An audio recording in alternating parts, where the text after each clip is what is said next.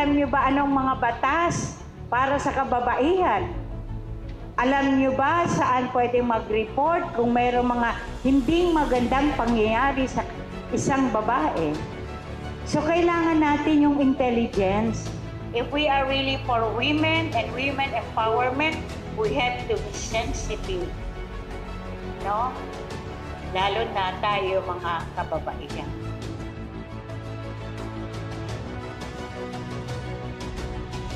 So may mga babae, kababaihan po tayo, asawa, hindi man asawa, live-in partner, nobya, o may karelasyon sa isang lalaki na may nangyari is under po yan sa RA 9262.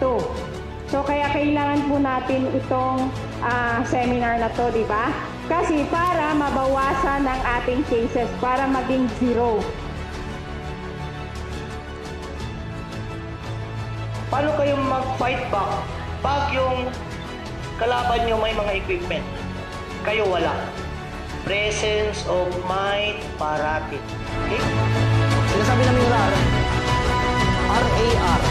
Ginagamit parati namin yan every time mag-operate kami. Recognize, assess, and react. Always yan talagang always yung isipin.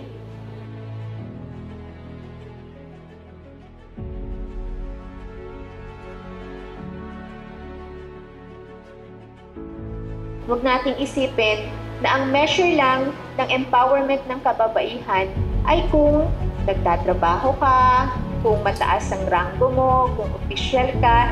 Yung babae, ordinaryong babae na nasa loob ng kanyang bahay, either by circumstance or by choice, then syempre andun yung fulfillment, no? May mga karir tayo, may mga pangarap tayo, pero meron ding mga kababaihan na talagang sinasa puso nila yung pagiging nanay at may bahay nila.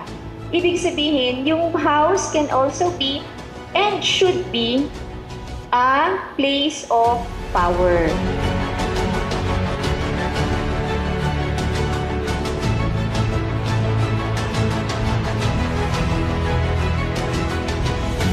For me, this training have been a great contribution to me and my fellow workers in the agency, because we are also working in the field and we may not know what may happen to us if we are exposed to these dangers.